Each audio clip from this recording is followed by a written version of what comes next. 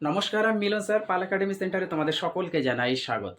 আমি আজকে আবার চলে এসেছি তোমাদের কাছে। তোমরা যদি একটু খেয়াল করো তাহলে দেখতে পাবে আরআরবি এনটিপিসি 2025 যে ধরনের প্রশ্নগুলি এসেছিল, অর্থাৎ বিভিন্ন শিফটে যে ধরনের কোশ্চেনগুলি এসেছিল, সেই কোশ্চেনগুলি নিয়ে আজকের এই ক্লাসটিতে তোমাদের সাথে আমি সম্পূর্ণ বিস্তারিত আলোচনা করতে চলেছি। পরবর্তী শিফটগুলিতে যাদের এক্সাম আছে, এক্সাম দেওয়ার আগে তোমরা অবশ্যই এই ক্লাসটি একটু দয়া করে দেখে যাবে। ক্লাসটি শুরু করার আগে তোমাদের কাছে আমার ছোট্ট একটি রিকোয়েস্ট, যারা এখনও আমার চ্যানেলটিকে সাবস্ক্রাইব করনি তারা দয়া করে চ্যানেলটিকে একটু সাবস্ক্রাইব করে পাশে থাকা বেল আইকনটিকে একটু প্রেস করে রাখবা। আর ক্লাসটা যদি ভালো লেগে থাকে তাহলে অবশ্যই কেউ লাইক করতে, এবং যাদের যেখানে যে সমস্যা আছে কমেন্ট করতে কেউ ভুলবে না। তাহলে চলো আর সময় নষ্ট না করে আমরা ক্লাসটির দিকে একটু চোখ রাখি। প্রথম যে কোশ্চেন, সেই কোশ্চেনটি দেখো কি বলেছে। বলেছে যে 2011 সালের আদমশুমারি অনুসারে সবচেয়ে নগরায়িত রাজ্য কোনটি? 2011 সালের আদমশুমারি অনুযায়ী সবচেয়ে নগরায়িত রাজ্য কোনটি? সঠিক অ্যান্সার হচ্ছে দিল্লি। যারা আমার লেখাগুলি বুঝতে পারছো না, আমাকে কমেন্ট করেছো, যারা বুঝতে পারছো না তারা ধৈর্য ধরে একটু মনোযোগ সহকারে আমি যে কোশ্চেনগুলি বারবার রিপিট করছি, তোমরা একটু কোশ্চেনগুলো লিখে মুখস্থ করবে। ওকে, তাহলে চলো তারপরে কোশ্চেন। খাবার বায়ুরোধী পাত্রে কেন রাখা হয়? কোন ধরনের খাবার বায়ুরোধী পাত্রে কেন রাখা হয়, কোন কারণে রাখা হয় খাবারকে বায়ুরোধী পাত্রে? এর কারণ ব্যাকটেরিয়া এবং ছত্রাককে খাবার পচে যেতে পারে। তার মানে কি, ব্যাকটেরিয়া এবং ছত্রাকে খাবারটা পচে যেতে পারে। ব্যাকটেরিয়া এবং ছত্রাক যাতে না লাগে খাবারে, এই জন্য খাবারকে বায়ুরোধী পাত্রের মধ্যে রাখা হয়। ওকে, তারপরে কোশ্চেন। 2025 সালের মার্চ মাসে কোন ব্যাংক আনুষ্ঠানিকভাবে সানরাইজার হায়দ্রাবাদের সাথে একচেটিয়া ব্যাংকিং অংশীদার হিসাবে অংশীদারিত্ব করেছেন? কোশ্চেনটি আরেকবার আমি রিপিট করছি। 2025 সালের মার্চ মাসে কোন ব্যাংক আনুষ্ঠানিকভাবে সানরাইজার হায়দ্রাবাদের সাথে একচেটিয়া ব্যাংকিং অংশীদার হিসাবে অংশীদারিত্ব করেছেন? সঠিক অ্যান্সার হচ্ছে city union bank. City union bank. Clear? তারপরে কোশ্চেনে দেখো কি বলেছে। কোন দেশে আনাস্থা প্রস্তাব কার্যকর করা হয়েছে? কোন দেশে আনাস্থা প্রস্তাব কার্যকর করা হয়েছে যার কারণে সেই দেশের লোকসভা ভেঙে দেওয়া হয়েছে? এই আনাস্থা প্রস্তাব কার্যকর করার জন্য সেই দেশের কি করা হয়েছে? লোকসভা ভেঙে দেওয়া হয়েছে। কোন দেশ? সঠিক অ্যান্সার হচ্ছে কুয়েত। কুয়েত যে দেশ, এই কুয়েত দেশটিকে। ওকে, তারপরে কোশ্চেনে আসো, দেখো কি বলেছে। 2025 সালে কোন দেশ COP16, 2025 সালে কোন দেশ COP16 এর সভাপতিত্ব করতে যাচ্ছে? এর সভাপতিত্ব করতে যাচ্ছে। সঠিক অ্যান্সার হচ্ছে কলম্বিয়া। কলম্বিয়া দেশ 2025 সালে COP16 এর সভাপতিত্ব করতে চলেছেন। তারপরে কোশ্চেন। রাষ্ট্রপতি কার পরামর্শে রাজ্যপাল ও লেফটেন্যান্ট গভর্নর নিয়োগ করেন? রাষ্ট্রপতি কার পরামর্শে রাজ্যপাল ও লেফটেন্যান্ট গভর্নর নিয়োগ করেন? সঠিক অ্যান্সার হচ্ছে তোমাদের প্রধানমন্ত্রী। ওকে, প্রধানমন্ত্রী নিয়োগ করে থাকেন। তারপরে কোশ্চেন। ভোলানাথ সিং কোন বিদ্রোহের সাথে সম্পর্কিত?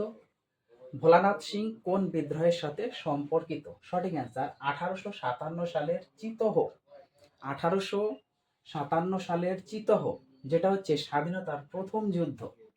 এই যে চিতোহ যুদ্ধ, এই চিতোহ যুদ্ধ হচ্ছে স্বাধীনতার প্রথম যুদ্ধ, এর সাথে সম্পর্কিত। তারপরে কোশ্চেন দেখো কি বলেছে। সম্রাট অশোক এবং কলিঙ্গ রাজ্যের মধ্যে কত সালে কলিঙ্গ যুদ্ধ হয়েছিল? সম্রাট অশোক এবং কলিঙ্গ রাজ্যের মধ্যে কত সালে কলিঙ্গ যুদ্ধ হয়েছিল? সঠিক অ্যান্সার হচ্ছে 261 খ্রিস্টপূর্বাব্দে। 261 খ্রিস্টপূর্বাব্দে। তারপরে কোশ্চেনে এসে দেখো কি বলেছে। 42তম সংবিধান সংশোধনী আইন কিসের সাথে সংযুক্ত বা যুক্ত আছে? 42তম সংবিধান সংশোধনী আইন কিসের সাথে যুক্ত? সঠিক অ্যান্সার হচ্ছে ধর্ম নিরপেক্ষ গণতান্ত্রিক, ধর্ম নিরপেক্ষ গণতান্ত্রিক। তোমাদের কিন্তু প্রত্যেক দিন প্রত্যেকটি শিফটে এই তোমাদের ভারতের সংবিধান, ভারতের সংবিধান থেকে প্রত্যেকটি শিফটে 3টে 4টে করে কিন্তু কোশ্চেন রিপিট হচ্ছে। তোমরা দয়া করে কোশ্চেনগুলো একটু রিভাইজ দিয়ে যাবে এবং ভারতের সংবিধান সম্বন্ধে এই পার্টটা একটু দয়া করে তোমরা ভালোভাবে দেখে যাবা।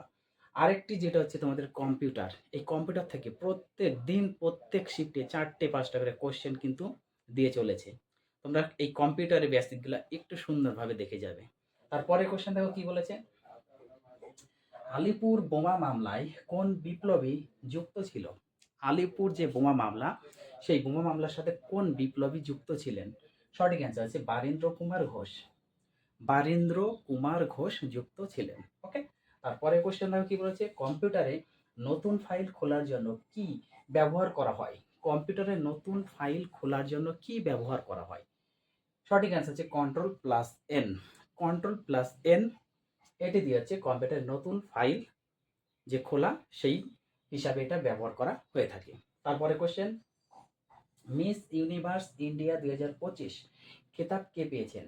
মিস ইউনিভার্স, ওকে, মিস ইউনিভার্স ইন্ডিয়া 2025 খেতাব কে পেয়েছেন? সঠিক অ্যান্সার হচ্ছে তোমাদের প্রিয়ঙ্কা তানওয়ার। প্রিয়ঙ্কা তানওয়ার 2025 সালে মিস ইউনিভার্স ইন্ডিয়া খেতাব পেয়েছেন প্রিয়ঙ্কা তানওয়ার।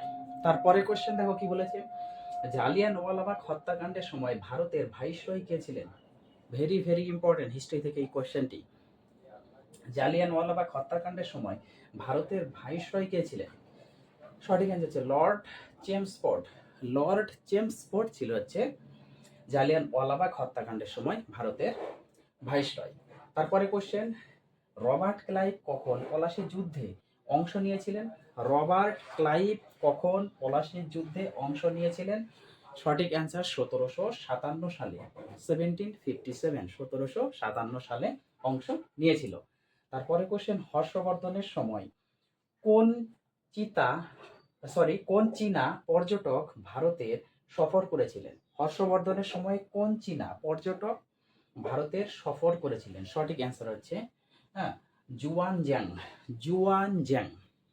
এই কোশ্চেনটা আমি আরেকবার রিপিট করছি, হর্ষবর্ধনের সময় কোন চীনা পর্যটক ভারতে সফর করেছিলেন? সঠিক অ্যান্সার হচ্ছে জুয়ানজ্যাং। জুয়ানজ্যাং। তারপরে কোশ্চেন, চাপের মাত্রিক সূত্র কি বা চাপের মাত্রা কি?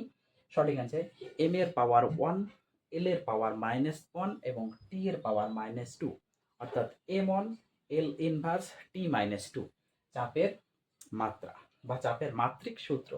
তারপরে কোশ্চেন, পৃথিবীর ঘূর্ণন গতি কত? পৃথিবীর ঘূর্ণন গতি কত? পৃথিবীর ঘূর্ণন গতি হচ্ছে 1670 কিলোমিটার পার ঘন্টা। প্রতি ঘন্টাতে 1670 কিলোমিটার।